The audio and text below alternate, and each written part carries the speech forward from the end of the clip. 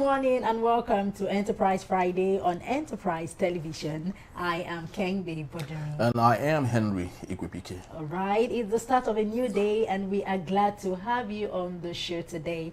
We will kick off with today's newspaper review before diving into the main conversation of the day. Trust me, you don't want to miss a moment with us.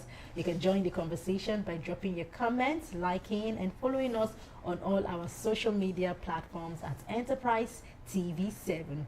Now, joining us to share the matters at hand is Greatness Agadaigo. Is a barrister and a public affairs analyst. You're welcome, sir. Good morning. Good morning, and always a pleasure to be here with you. Time every single moment we call up on you. Yeah. So I would love us to start with the Guardian newspaper for today. We have the big story: more music, less manifesto. How praise singers override party agenda. A scorecard at rallies. You remember the great good song by Yes and Wike and Yendeba and Yendeba. So that's basically what they're talking about, actually. Seriously. Okay, on the top strip we have NBA SPIDEL. Police agree to review tinted permit policy. Yes, and also we have other interesting matters here. Peter Obi, Wike trade words over 2027 presidency capacity to lead. Below that, we have heavy reliance on oil. Domestic debt exposed Nigeria to financial risk. IMF warns. And also below that story, Nigerian Medical Association says Kano fit for trial as Ohaneze Group advocates a dialogue. We also have defections, legal disputes, rock PDP as APC governors project strengthen unity in Kebbi.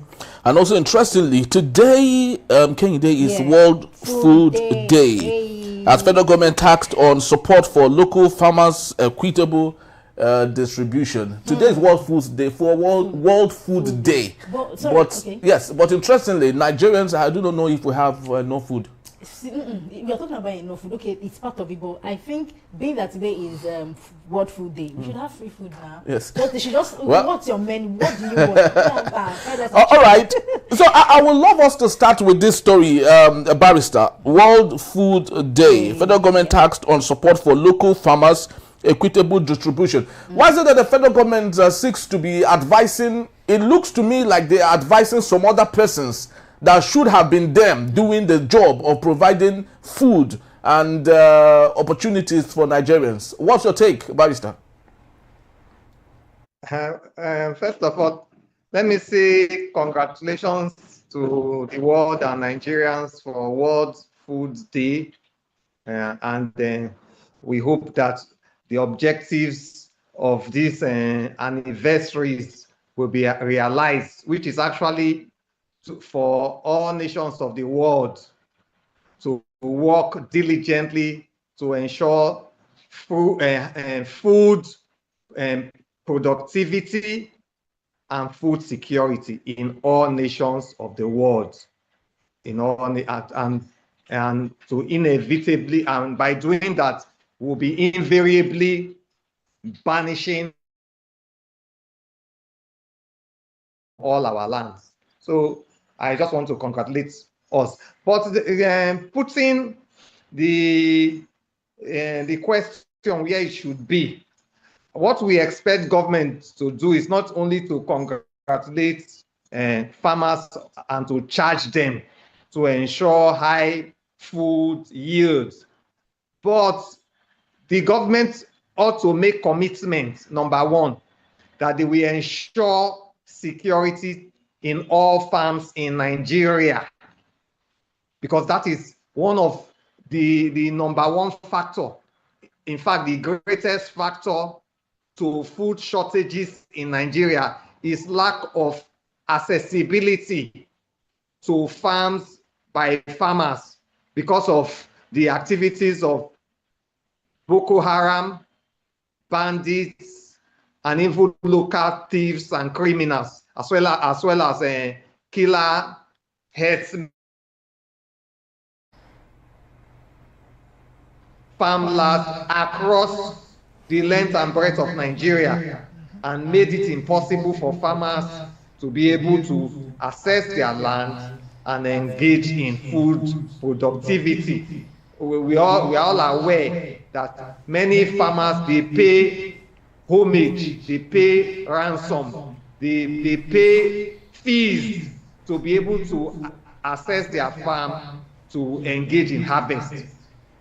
Those are recurring tales that have not been able to be brought to an end by our security agency even up till now. So I hope that what I want to see the government do is to, number one, pledge that there will be security in all farmlands in Nigeria, especially the food belt of the nation, which is the middle belt, Plateau, Benue, and that entire the region. Secondly, I also expect from the federal government to declare a state of emergency in food production by heavily investing in agricultural inputs, agricultural seedlings,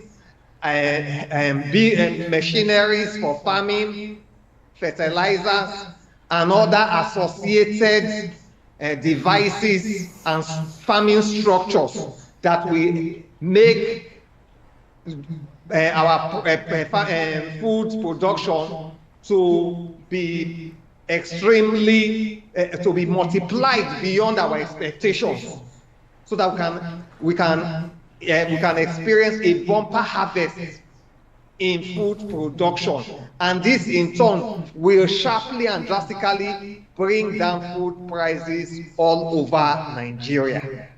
Because you know what government has been doing in recent time is to be opening the borders, engaging in importation of rice, crashing the market, flooding the market with a lot of imported food products, with the intention, you know, economics, the higher the supply, the lower the price.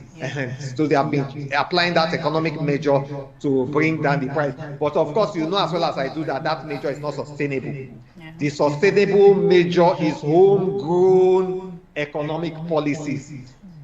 Invest heavily in our agricultural sector, and I will recommend that we devote at least 10% of our annual budget of the soon to be proposed budget 2026. 10% of that budget should be allocated to the agricultural sector to enhance high food yield and low food prices. Because high food yield will invariably lead to low food prices. So these are what we expect the federal government to do to assure us that they will deal with security, and they will declare state of emergency in agricultural sector by heavy investment, by making radical, extraordinary investments in the agricultural sector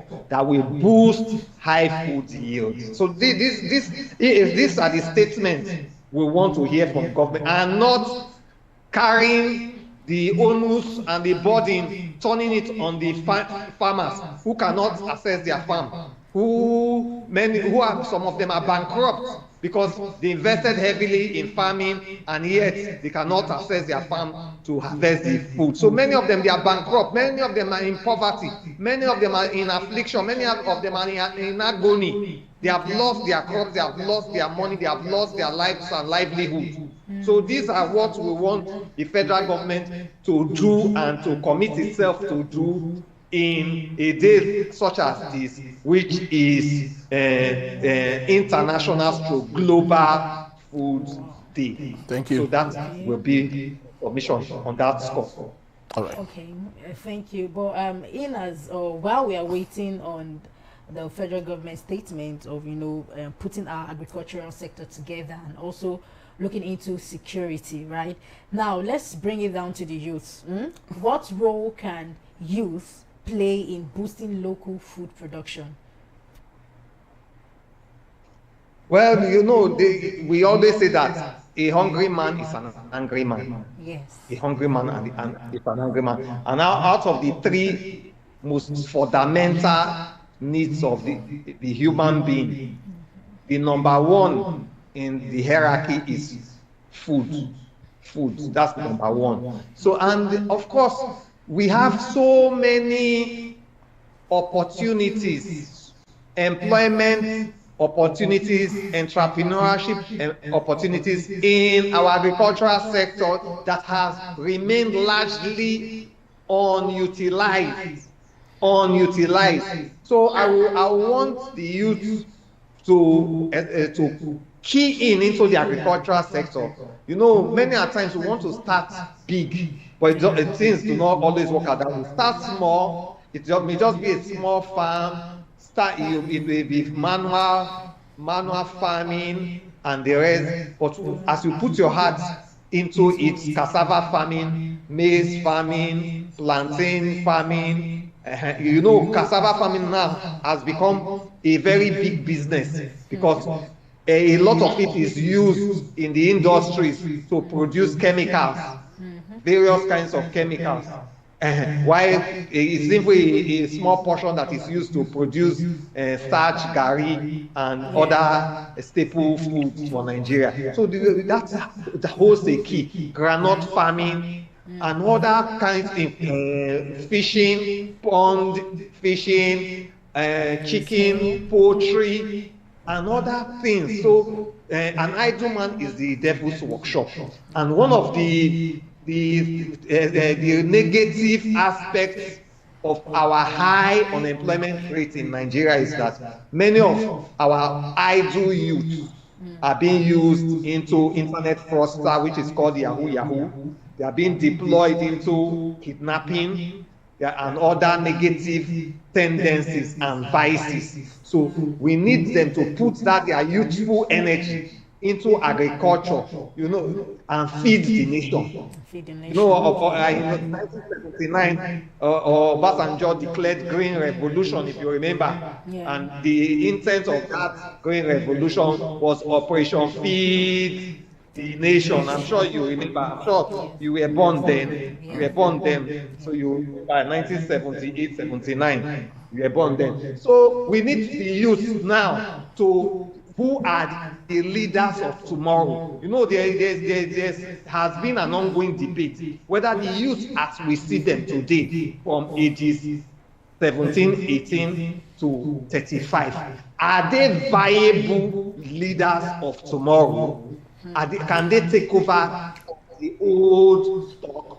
So we need the youth to prove to us, their elder brothers and their elder sisters, that they will indeed be trustworthy stewards of tomorrow by launching into this very critical and delicate agricultural sector to enter an operation to feed the nation, to crash food prices, to make food prices as low as possible so that every average family can have at least 2 square meals a day. Because as it is now, even people who are average, they cannot hardly have 2 square meals a day, not even 3. The standard has changed.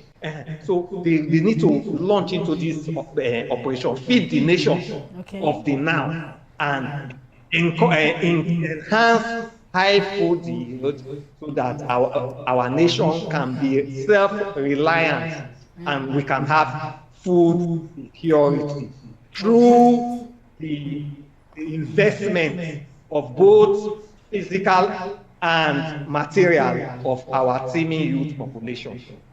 Very well said, Barrister. Now, let's take a look at other matters. The big story here: more music, less manifesto. How praise singing override the party agenda.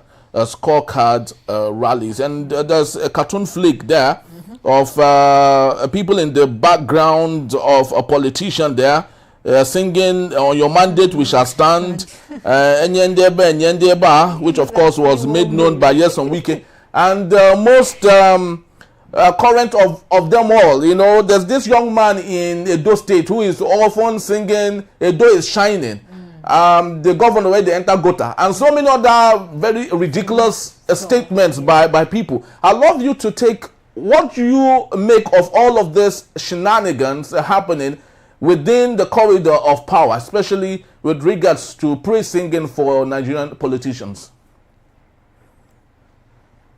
I just want the President Bola Ahmed Tinubu's administration to know that his best friends, and by his best friend, I mean those who wish him well, those who intently and earnestly desire that he succeeds in his first term in office, are those who constructively criticize him perpetually.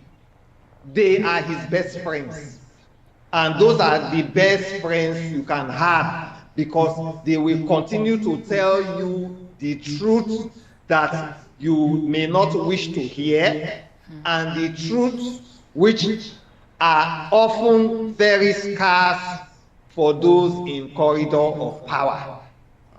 And that is why people like us have elected to use this medium and any other medium to become public affairs analysts, to say it as it is, hoping that somehow the government will hear and do the right thing timeously.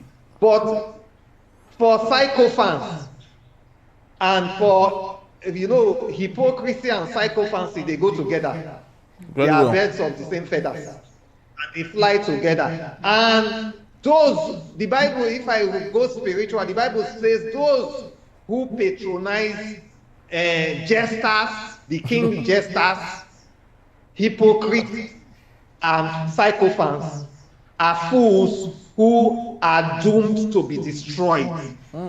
Because if you follow, even when they see that there is a problem ahead, there's going to be destruction ahead, they will praise you and say all is well, all is well, and before you know, you will enter a ditch, you will enter an ambush, and you will find yourself in a very, very embarrassing and disgraceful situation. So I want to really implore this government not to suffer fools lightly, to put sycophants behind them. Because if his vision for Nigeria, which is making Nigeria better than he found it, better than Nigeria was before he took over the reins of authority in May 29th, 2023, then he must have proper counsel. He must heed wise advice. And I expect that he will have an inner caucus made up of a crack team who will think outside the box.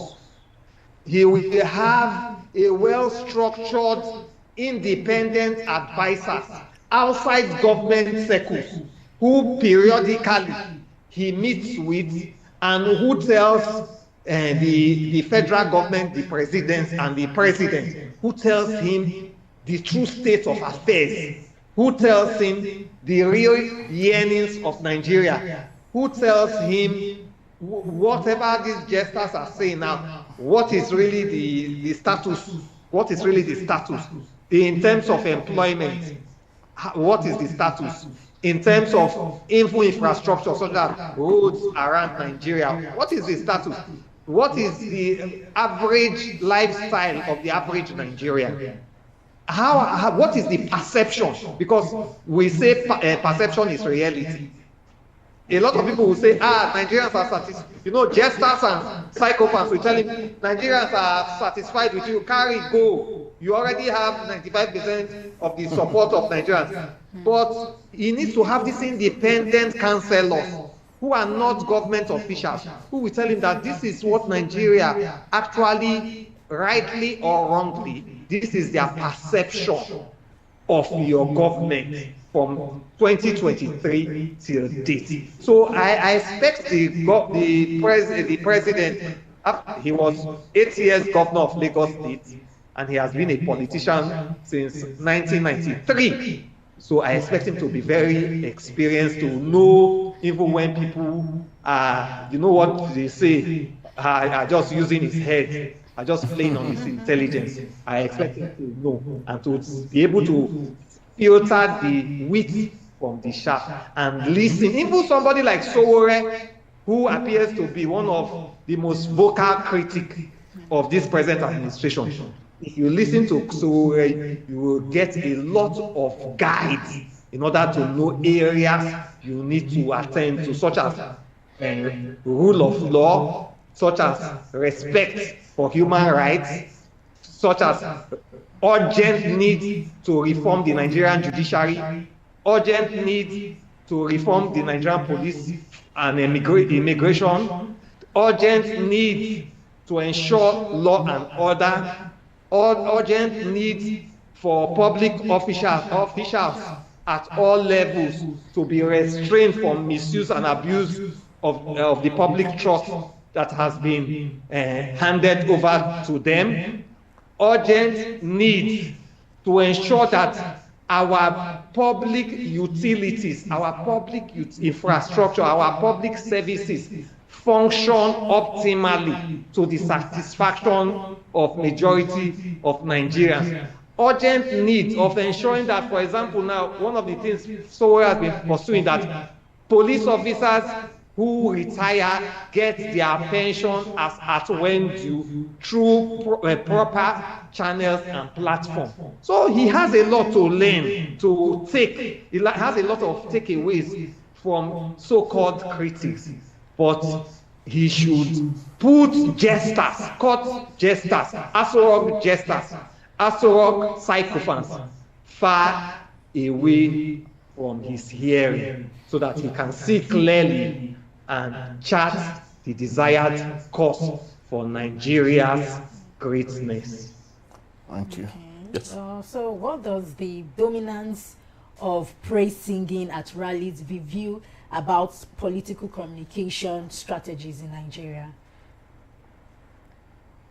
Well, you know, many a times they use it, yeah, like I said, you know, perception is reality. That's what I've said. Yeah. So, and at times it appears that it is the loudest voice that is heard. And when the loudest voice is heard, Yeah. that becomes, or that appears to be the true narrative of the state of affairs.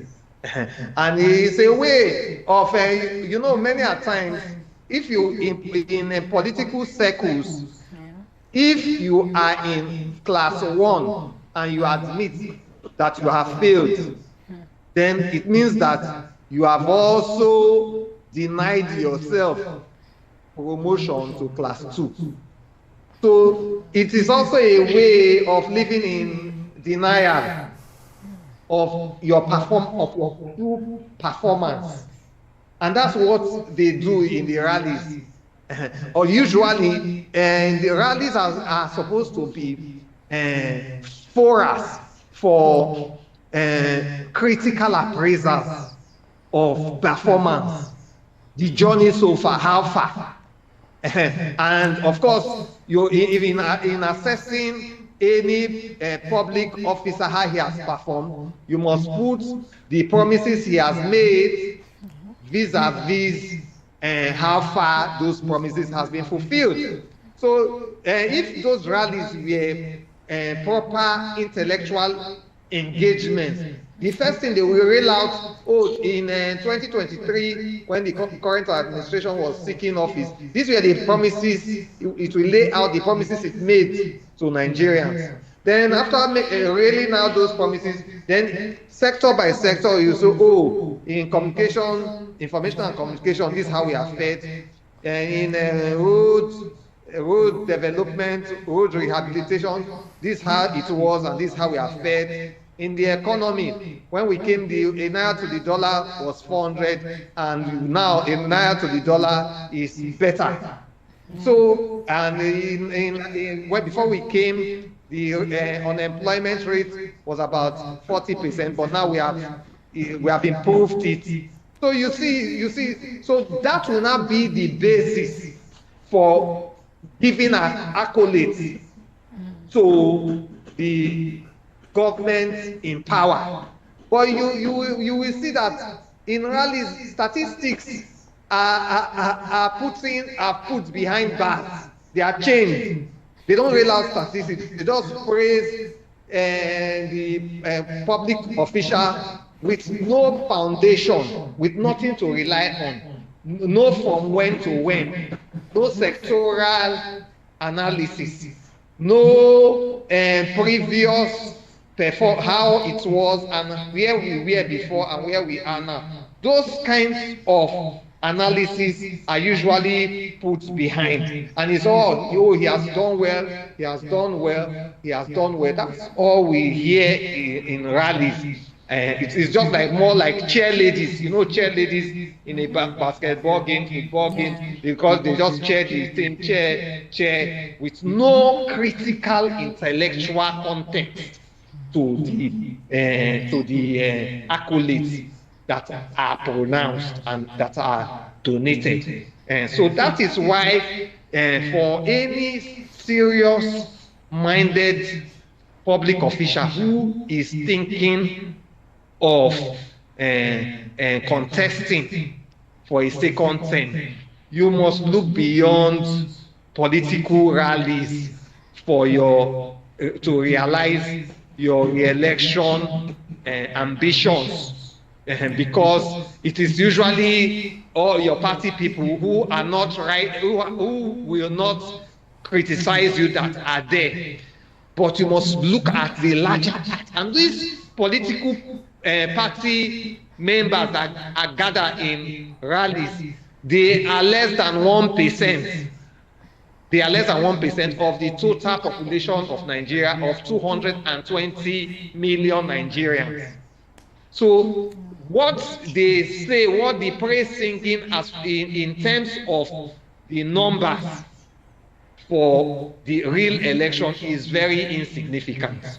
All right. It is the larger population who may not even belong to any political party that will really determine whether the elected official gets a re-election or not. And so any public official must go beyond public rallies to really reach out, must go beyond public. I must emphasize this, that any public officer, any public official who is desirous of winning a second term must go beyond his political party's public rallies to reach out to the larger population of the state to win their confidence and win their support and win their votes to enhance his re-election bid. This is extremely necessary. Thank you. Thank you so very much, Barrister. I think we have to leave it for now, and just to let you know, the Barrister will be here to take us on our main conversation. That is when we return. New INEC Chair Amupitan vows a credible polls, promises technology upgrade in the bid to Still Enterprise Friday. Don't go anywhere. We'll be right back. Yeah.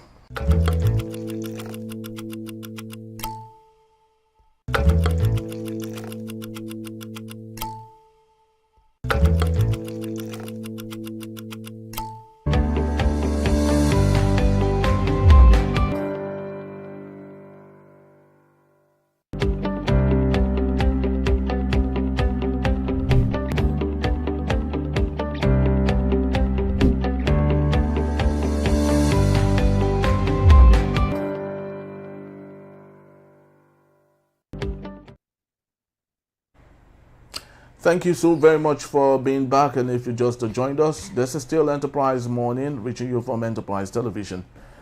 So let's go to our main conversation for today. Okay, so we have newly confirmed INEC Chairman, Professor Joash Amupitan, SAN, has pledged to make Nigeria's elections so credible that losers will willingly congratulate winners.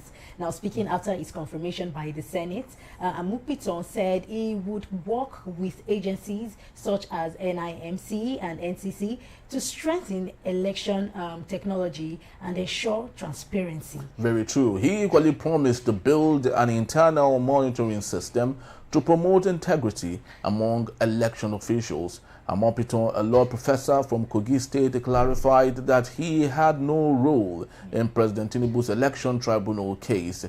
He vowed to audit INEC's result viewing, that is the IReV, a portal, and the BVAS to fix glitches that affected public confidence in 2023. He also emphasized inter-agency collaboration and the use of technology to enhance election credibility. Very well said. The INEC boss said he would establish an ethics and compliance committee, introducing a whistleblower policy, and push for an electoral offences commission to prosecute offenders. He also assured that logistics and security would be improved with innovations like drones to ensure materials reach all parts of the country. Amupitan succeeds Professor Mahmoud Yakubu, who served for 10 years. We still have with us His Greatness Agadaigo, a barrister, public affairs analyst. Thank you so very much, barrister, for hanging on.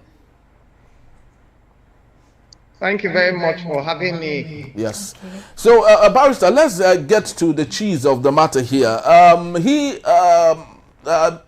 Amupitan is a colleague of yours, an SAN, and I think it's a wonderful opportunity that a legal person is in charge of INEC now, knowing what happens at the other side of the divide, especially when litigations from election move on to the courts and all. So what's your take really on having a legal luminary like Amupitan as the INEC chair? Let's start from there.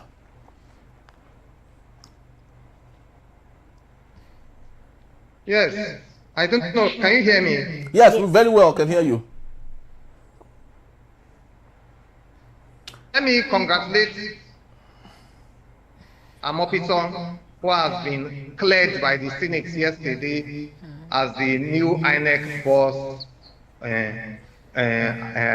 His SAN is a senior advocate of Nigeria. I congratulate him, and my prayers and the prayers of my family goes with him, that he will make history. He will be able to achieve for all of us free, fair, and credible electoral system in Nigeria, that we ensure that votes count and votes are counted, and there's election integrity in Nigeria, which has been evasive for very, very many years. So I heartily congratulate him. We are on his ascending the INEC chair, and we pray and hope earnestly that he will not disappoint his immediate legal constituency. He will make all of us proud. So we wish him well, and we will offer him whatever support that is required to ensure that he succeeds in this national assignment. So congratulations to him. Having said that, he started yesterday on a very lofty note. He spoke the right words, he hit the right tone. He has assured us that he will ensure credible polls. He promised technological upgrade. He promised that both winners and losers will be satisfied with the electoral processes, and it will enable losers to be able to congratulate winners voluntarily. And he has also assured us that this will go a long way in reducing the high number of electoral matters in the electoral tribunal. So we are happy, we take him by his word, and we will hold him to his word as well. But having said that, if you recall, many of the INEC chairmen in this Fourth Republic, all of them have made the same promises. Yeah. So it is not sufficient to make promises, but what is more important is to deliver. To deliver on these promises. At least out of all our INEC chairmen, the one who readily stands out as one who even spent the shortest time yet delivered effectively is Professor Jega. Yeah. And we want to believe that he will follow the trails and footprints left behind by Professor Jega. But you know, many a times, one thing about a new INEC chairman coming into the position, ascending the throne, as it were, is that he will have good intentions. But you know, Nigerian politicians are very, very extremely desperate personalities who believe that they must win at all costs. And even when they win, they still want to enter that office one way or the other. And I want to pray and believe that Daniel in our generation, who will refuse when these politicians, because first of all they will give you carrots, they will try to bribe you one way or the other, and when you refuse, then they will threaten you and even blackmail you. That has always been the antics. They will take extreme measures. So I want to believe that he will be, for him to really succeed in this quest, for him to fulfill this vow, this pledge he made yesterday to all Nigerians. He must open up his heart to know that he will try to be compromised. People will offer him very lofty and very, very tempting offers. And when he refused, they will turn around him, threaten his family, threaten his loved ones, and intimidate him. So he must be ready to say, no, even if I cannot beat them, I will not join them. He must be ready to say, no, I will not eat of the king's rich food.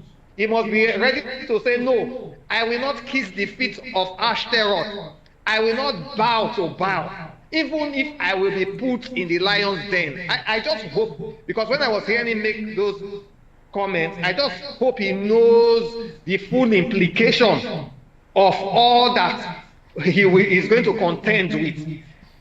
They will show him that if he will not bow to the Ashtaroth and Baal at the hearing of the trumpet and at the sounding of the cymbal, we will put you in Daniel's lion's den.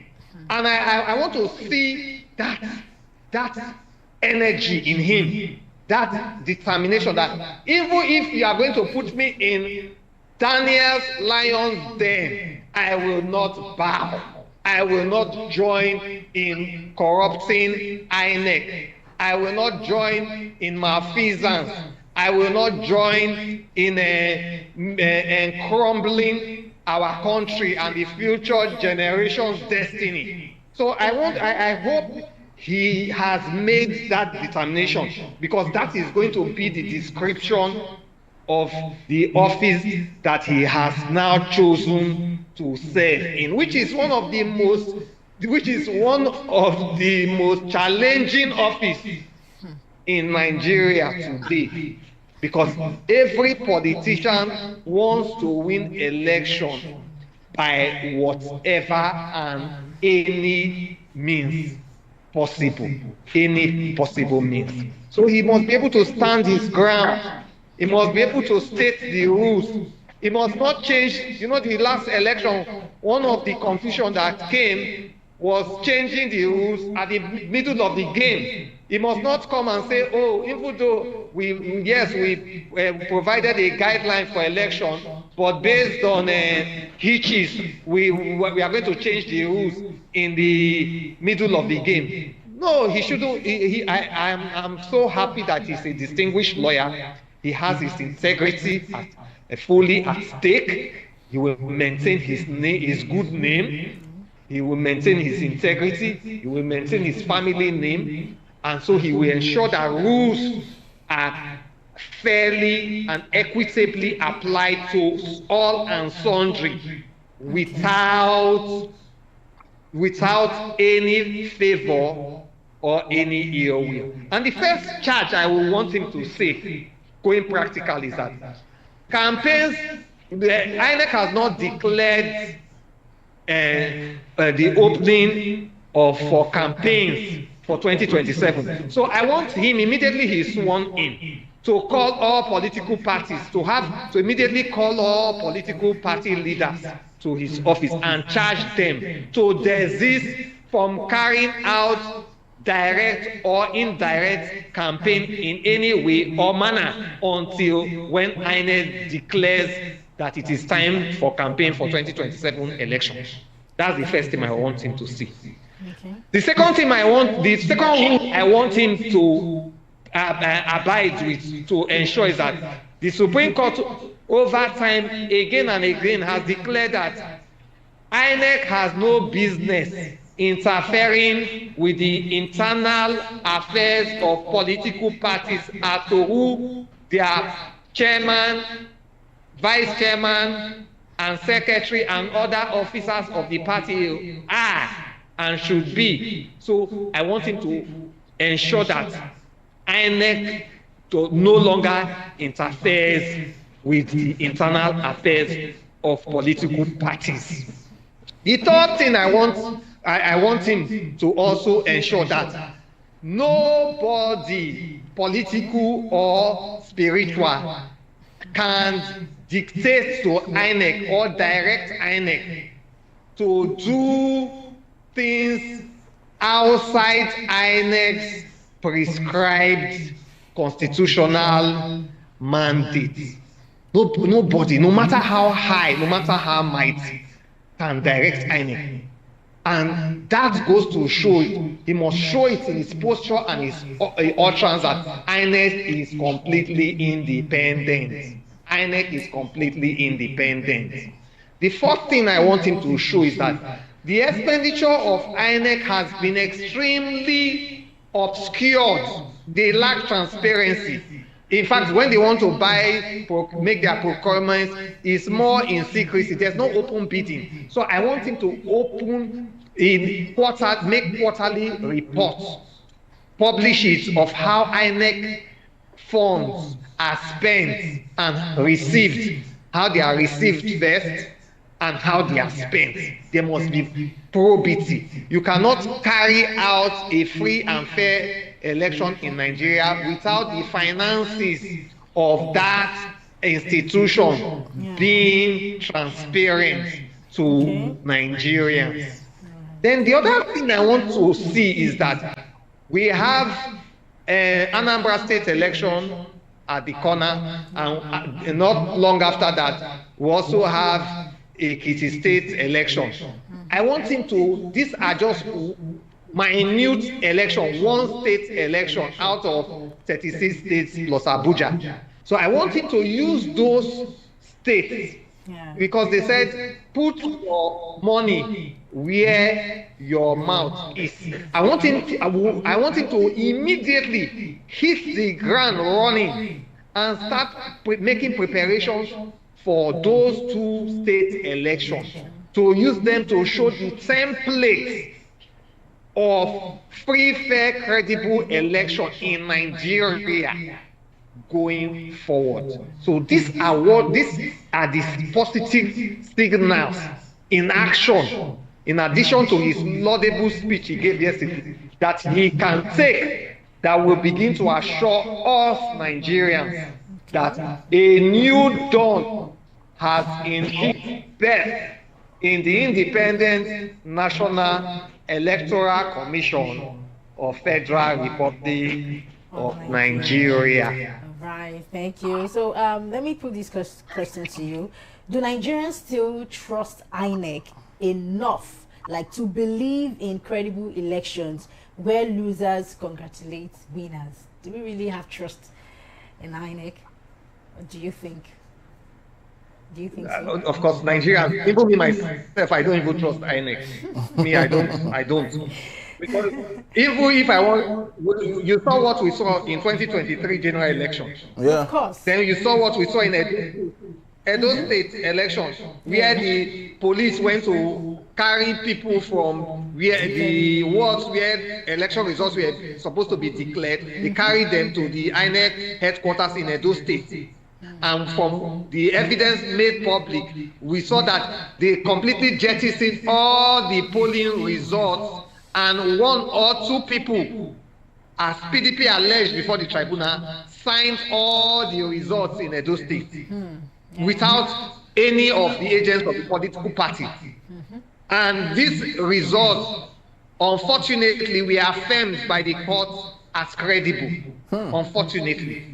So we do not, Nigerians, the vast majority of Nigerians do not have confidence in INEC. And as I said not too long ago, if you have confidence in a system, me who said I don't have confidence, I participated in 2023 election, I participated in 2019 election, I participated in 2015, I participated in 2011, I participated in 2007, I participated in 2003, and I participated in 1999. But the vast majority of Nigerians did not participate in 2023 elections. Yes. And that's why I told you that if you add the votes of Atiku Abubakar, Peter Obi, and Bola Ahmed Tinubu in the last election, it makes up to about 21 or 22 million votes in total. And those were the main votes. Any other votes in that election is not up to 1 million in that election. And we have 220 million Nigerians. So 22 million votes out of 220 million Nigerians is 10%. And like I said the other thing, 10% in any exam anywhere in the world is complete and gross failure. So if only 10% of Nigerians will participate in an election and 90% will choose to abstain, it means that the vast percentage of the population do not have faith in the electoral process. And that is why I said that we need, I hope that the new INEC chairman, Amupitan, must be extremely well guarded and cautious in engendering public confidence in our election process going forward, because even democracy is at grave danger. Democracy is at grave danger because democracy means that the majority of the citizens will be the ones to not only participate in the electoral process but choose their leader. But in a situation now where only 10% are participating in the electoral process, like what I said the other day, it means that our own Nigerian democracy is now government by the minority, government of the people by the minority, not minority, sorry, government of the people by the minutest minority. Because if only 10% participated and Tinubu got a total of the votes, he got 9 million, which will be about 3.8, 3.9% out of the 10%. So Tinubu got 3.9% of the whole Nigerians are those who voted for the present-day president. That cannot be democratic governance. It's not democratic governance. So we must be careful to ensure that we must be able to win back public confidence for people to participate in the election process. And one of the ways we can do that is to assure people that the processes will be fair and equitable, and their votes will count and be counted, and winners will be declared, and losers will be declared as losers. Winners will be declared as winners, while losers will be declared as losers, not from number 4 to number 1. Number 4 will be number 4, and number 1 will be number 1. So he needs to continue. He has started it yesterday, but he needs to continue giving that kind of assurance in word and in deed, daily, in word and in deed, so that because Nigerians, they don't only listen to what you say, but they also look and watch what you do. You know, one of our popular Nigerian misbehavior is do what I say, but don't do what I do. So the Nigerians are watching the INEC chair going forward from his preparations immediately to ensure that he is matching his actions, is matching his words, forgive me, with every action he takes going forward. And that is what will now make more Nigerians to regain their lost interest and participate in the electoral process going forward. Okay. Thank you so very much, Barrister, for your time. We truly do appreciate your incisive submission to everything we had going on today. We truly do appreciate you once again. Thank you very much for having me, and please note that it is always a pleasure. It is always a pleasure. Thank you. Have a fantastic weekend. Yes, thank you. Have a fantastic weekend. Thank you so much, Barrister. And that's just about the time we have. People would love to say thank you to you for making this a date. Please do well to visit us. You can find us at enterprisetvnews.com. You may equally like, comment, and follow us on all our social media platforms at Enterprise at TV7. I am Henry Igwibike. And I'm Kende Budon. Have yourself a blessed day and a good weekend. Bye-bye from us. Yeah, bye.